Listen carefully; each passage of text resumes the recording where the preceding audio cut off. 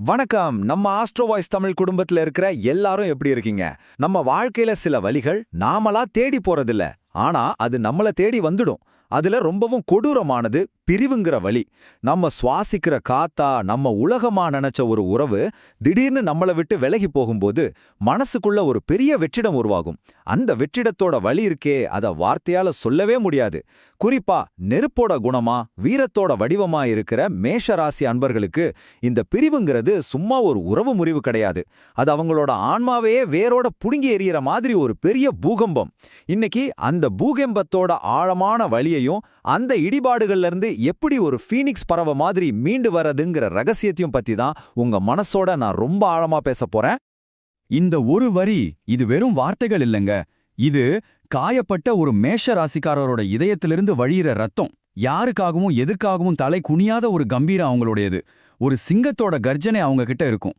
ஆனா அந்த சிங்கமே பாசம்ங்கிற ஒரு சின்ன நூலால கட்டப்பட்டு ஏமாத்தப்படும்போது அந்த வலி, அந்த அவமானம் அது அவங்கள சுக்குநூறா உடைச்சு போட்டுடும். அவங்களோட ஈகோ கோட்டையே சரிச்சுடும். இந்த உணர்வை நீங்க ஒரு தடவையாவது அனுபவிச்சிருந்தா இந்த நிமிஷம் இருந்து இந்த முழு பதிவும் உங்களுக்காக தான். உங்க கைகளை பத்திக்கிறதுக்காக தான் நான் இங்க இருக்கேன். இந்த ஆழமான பயணத்தை நம்ம ஒன்னா தொடங்குறதுக்கு முன்னாடி உங்ககிட்ட ஒரு சின்ன வேண்டுகோள். நீங்க இன்னும் நம்ம ஆஸ்ட்ரோ வாய்ஸ் தமிழ் குடும்பத்துல ஒருத்தர ஆகலைனா மறக்காம சப்ஸ்கிரைப் பண்ணிக்கோங்க. அப்போதான் இது மாதிரி உங்க மனதை தொடர பதிவுகள் உங்களை தொடர்ந்து வந்து சேரும். உங்களோட ஒவ்வொரு ஆதரவும் எங்களுக்கு ரொம்ப ரொம்ப முக்கியம். சரி, வாங்க இப்போ மேஷத்தோட இதயத்துக்குள்ள பயணம் பண்ணலாம். ஒரு மேஷ ராசிக்காரரோட அந்த பிரிவின் துயரத்தை நாம புரிஞ்சுக்கணும்னா முதல்ல அவங்களோட இயல்பை நாம சரியா புரிஞ்சுக்கணும். அவங்க வெறும் நெருப்பு பிழம்பு மட்டும் கிடையாது. அந்த அக்னிக்குள்ள யாருக்குமே தெரியாத ஒரு ஈரமும் ஒளிஞ்சிட்டு இருக்கு. அதுதான் அவங்களோட மிகப்பெரிய பலம். சில சமயம் அதுவே மிகப்பெரிய பலவீனமாவும் மாறிடுது. வெளியில இருந்து பாக்குறவங்களுக்கு அவங்க செவ்வாய் கிரகத்தோட ஆதிக்கத்துல பிறந்தவங்க, அதனால கோவம், வீராப்பு, பயங்கரமான தைரியம், அசைக்க முடியாத ஈகோன்னு ஒரு நெருப்பு கோட்டை மாதிரி தான் தெரிவாங்க. ஆனா ஜோதிட சாஸ்திரப்படி அவங்க ராசிக்கு 12வது வீடு, அதாவது விரயஸ்தானம் எது தெரியுமா? மீன ராசி. அது குருவோட வீடு. குருனா கருணை, அன்பு, பாசம், ஞானம். அதனாலதான் ஒரு கடினமான பாறைக்குள்ள எப்படி ஒரு நீரூற்று இருக்குமோ அது மாதிரி மேஷத்தோட அந்த நெருப்பான தோற்றத்துக்குள்ள ரொம்ப ஆழமான அன்பும் எல்லையே இல்லாத பாசமும் யார்கிட்டயும் காட்டாத சோகமும் மறைஞ்சிருக்கும். இந்த ஈரம்தான் அவங்கள உறவுகள்ல ரொம்ப ஆழமா பிணைக்குது. இப்படி நெருப்பும் ஈரமும் கலந்த ஒரு ஆளுமையோட வாழ்க்கையில எப்படி ஒரு உறவு முறிவு ஏற்படுது? அவங்க சுதந்திரமா பறக்க பிறந்தவங்க. அந்த சிறகுகளை ஒடிக்கிற மாதிரி சில விஷயங்கள் நடக்கும்போதுதான் அந்த சக்தி வாய்ந்த கோட்டை உடைய ஆரம்பிக்குது. இது அவங்களோட தப்பு இல்ல, அவங்களோட அடிப்படை இயல்போட சில விஷயங்கள் மோதும்போது ஏற்படுற ஒரு தவிர்க்க முடியாத விளைவு தான் இது. மேஷ ராசிக்காரங்களுக்கு சுதந்திரம் தான் அவங்களோட உயிர் மூச்சு. ஒரு சிசிடிவி கேமரா மாதிரி 24 மணி நேரமும் அவங்கள யாராவது கண்காணிச்சுட்டே இருந்தா அது அவங்களால ஒருபோதும் சகிச்சுக்கவே முடியாது. அவங்களோட தனிப்பட்ட இடத்துல அத்துமீறி நுழையிறது, எங்க போன, ஏன் லேட்டுன்னு ஒவ்வொரு விஷயத்தையும் கேள்வி கேட்கறது, அவங்களோட ஆன்மாதியா ஒரு சிறைக்குள்ள அடைக்கிற மாதிரி. இது கொஞ்சம் கொஞ்சமா அந்த உறவுல இருந்து மனசளவுல அவங்கள தூரமாக்கிடும். இது எல்லாத்தையும் விட முக்கியமானது என்னன்னா, அவங்களோட உள்ளுணர்வு ரொம்ப கூர்மையா இருக்கும். உண்மையான பாசத்துக்கும் தேவைக்காக போடுற வேஷத்துக்கும் இருக்கிற வித்தியாசத்தை அவங்களால ஈஸியா கண்டுபிடிக்க முடியும். நீங்க காட்டுறது அன்பில்ல, வெறும் நடிப்புன்னு அவங்களுக்கு தெரிஞ்சிடுச்சுன்னா அந்த நொடியே அந்த உறவு அவங்க மனசுல செத்து போயிடும். அதுக்கப்புறம் அவங்க இருக்கிறது வெறும் உடம்பு மட்டும்தான். அந்த உறவு முறிஞ்சு போனதுக்கு அப்புறம் என்ன நடக்கும்? அது வரைக்கும் உள்ளுக்குள்ள அடக்கி வச்சிருந்த செவ்வாயோட முழு சக்தியும் வெளிப்பட ஆரம்பிக்கும். அவங்களோட உள்மனசு அமைதியான கடலுக்கு அடியில வெடிக்க காத்துட்டு இருக்கிற ஒரு எரிமலை குழம்பு மாதிரி மாறிடும். அந்த வலி சாதாரண சோகம் கிடையாது. அது ஒரு கொதிநிலை. உடம்புல இருக்கிற ஒவ்வொரு அணுவுலும் வலிய உணர்ற ஒரு பயங்கரமான வேதனை. நீங்களே ஒரு நிமிஷம் யோசிச்சு பாருங்களேன். ஒரு நெருப்பு கொழுந்து விட்டு எரிஞ்சிட்டு இருக்கு. அந்த நெருப்புக்கே வலிச்சா அதோட வேதனை எப்படி இருக்கும்? அப்படி ஒரு உணர்வை தான் மேஷ ராசிக்காரங்க அந்த பிரிவுக்கு பிறகு அனுபவிப்பாங்க. அந்த உணர்வோட ஒவ்வொரு கட்டத்தையும் இப்ப நாம ரொம்ப விரிவா பார்க்கலாம். முதல்ல வெளிப்படுறது யாராலையும் கட்டுப்படுத்தவே முடியாத ஒரு எரிமலை மாதிரியான கோபம். அவங்க ஒரு ராக்கெட் வேகத்துல ஒரு உறவுக்குள்ள தங்களை முழுசா அர்ப்பணிப்பாங்க. அதே வேகத்துல ஒரு பிரிவு நடக்கும்போது அந்த வேகம் மொத்தமும் கோபமா உருமாறிடும். இது இயலாமையால வர்ற கோபம் இல்ல. நான் கொடுத்த பாசம் உண்மை, ஆனா நீ காட்டினது வெறும் வேஷம்ங்கிறத ஏத்துக்க முடியாத ஈகோலிருந்து புறக்கிற கோபம். தன்னோட தன்மானம் காயப்படும்போது வர்ற ஆங்காரம். இந்த கோவம் ஒரு பனிக்கட்டி மாதிரி குளிர்ச்சியானது இல்லைங்க. இது ஒரு கொதிநிலை. அவங்களோட உடம்பு, மனசு, பேச்சு, சுவாசம்னு எல்லாமே சூடா இருக்கிற மாதிரி உணர்வாங்க.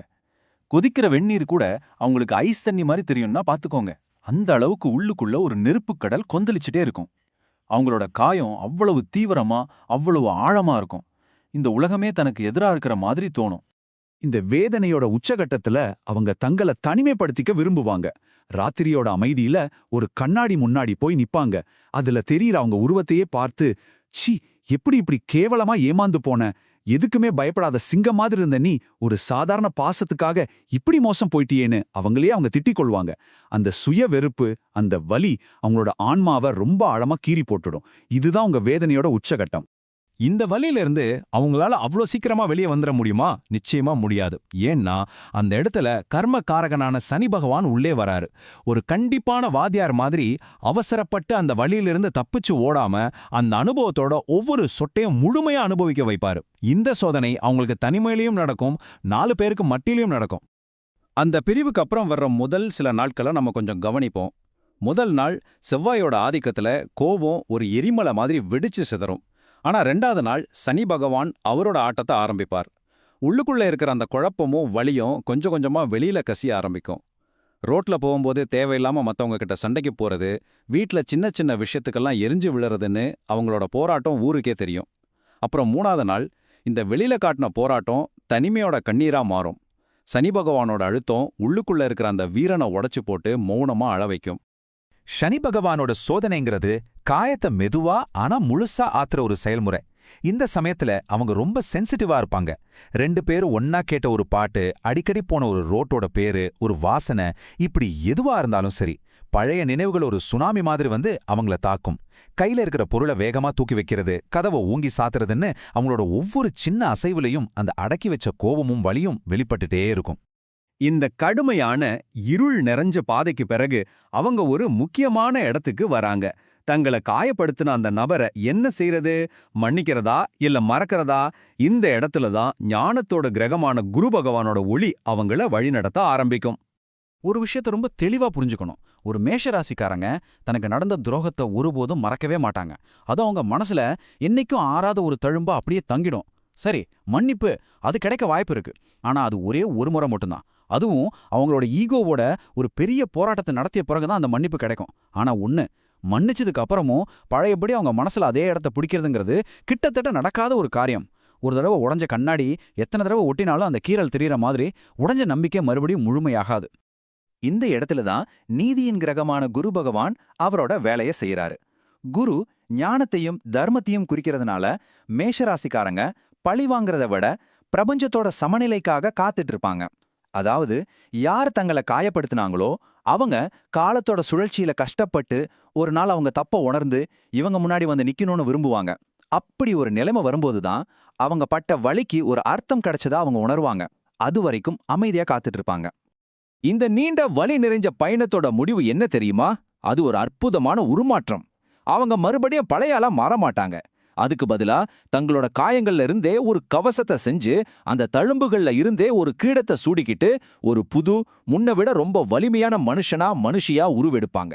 இந்த மறுபிறப்பு படிப்படியா நடக்கும். முதல்ல அவங்களோட பழைய அடையாளங்களை தூக்கி எறிவாங்க. ஒரு புது ஹேர் ஸ்டைல், புது ட்ரெஸ்ஸிங் சென்ஸ்னு தங்களோட தோற்றத்தையே மாத்திக்குவாங்க. 2வதா அவங்களோட கவனத்தை வழியிலிருந்து அறிவை நோக்கி திருப்புவாங்க. ஒரு புது மொழியை கத்துக்கிறது, ஒரு புது திறமையை வளர்த்துக்கிறதுன்னு தங்களை மேம்படுத்திக்குவாங்க. கடைசியா அடுத்த அத்தியாயத்துக்கு தயாராவாங்க.